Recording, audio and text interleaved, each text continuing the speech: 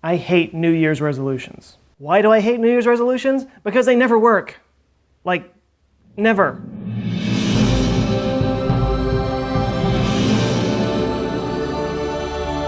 In January of every year, gym memberships go through the roof, only to see tumbleweeds blowing through by Valentine's Day.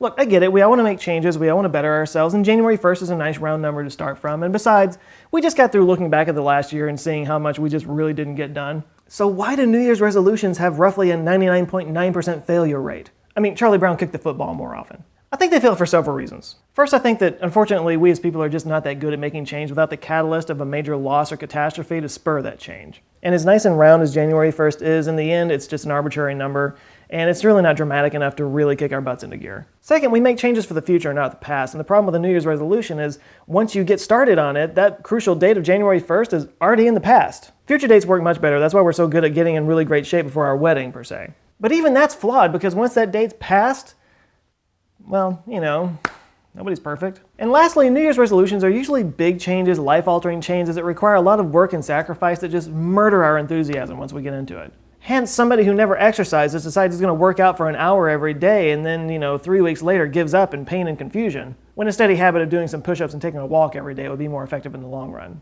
Thus, with just a little time left in 2012, I'm proposing a better way. Change is good. Habits are better. The Japanese use a term called kaizen, which is basically a philosophy of continuous improvement. The idea is you improve yourself by 1% every day, and over time, those tiny increments make a big difference. I mean, think about it. If you improve yourself 1% every day, by the end of the year, you're going to be 365% better than you were at the beginning of the year. It's not beholden to a date, it's not dramatic, it's not painful, but it gets you there. Life is a long con. So that's what I've been doing. I've been setting up some new habits that would help me move forward in some areas that I've always struggled, and since I hate New Year's resolutions, I started them in December. Suck it, January. And for anybody out there who's interested in joining me, there's some really cool tools that I've come across to help. The first one is an app called Lift on the iPhone. It's basically a habit tracking app, but it's got a social aspect to it, so you can go on there and find a habit that you want to follow, and then you just check in every time you do it. It not only gives charts and stats to monitor your progress, but it also gives you encouragement through other people who give comments and props, which are basically their version of Facebook likes. This is all based on science and studies of personal change and motivation, but it really is encouraging and motivating when you make your goals public and then you get encouragement from other people. It just makes you want to commit more. There's also an app called Habit Master that you can put in all these habits that you want to follow, and it'll send you daily reminders to do them, but if you're anything like me, you learn to ignore them really quickly. And just in the service of total openness, here are the habits I'm following right now. Meditation. As I get older in my life and my brain becomes more scattered, I find that I need a little bit of time every day to sit down and kind of get my mind together. And I do that with this app called Relaxation. It's basically a set of randomized music and voice programs from the Scottish relaxation therapist Andrew Johnson. Just hearing this guy talking his Scottish brogue, just the second he starts talking, you just immediately kind of settle into... I play guitar.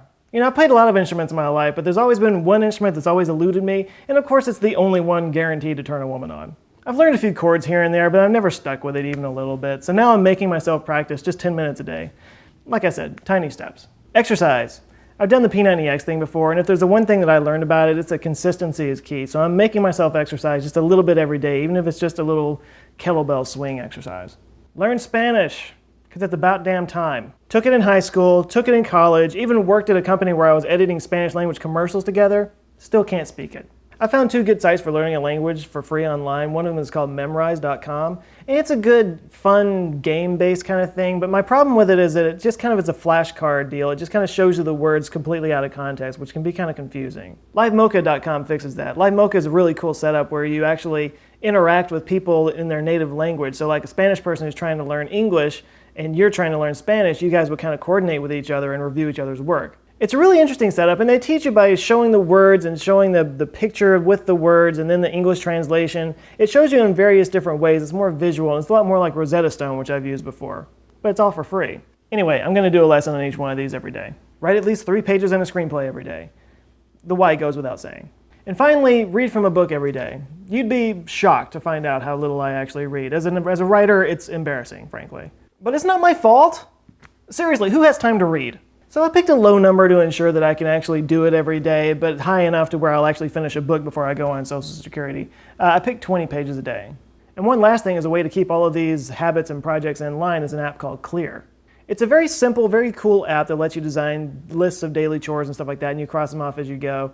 There are other apps that have more functionality, more bells and whistles and stuff, but this gets the job done, and it's kind of fun, actually. You actually get the tactile experience of crossing something off a list. Nothing feels better than crossing something off a list. So every night before I go to bed, I make up a daily list of the things I'm going to do the next day, and then as I go through the day, I just go through and swipe them off. It's really helped my productivity.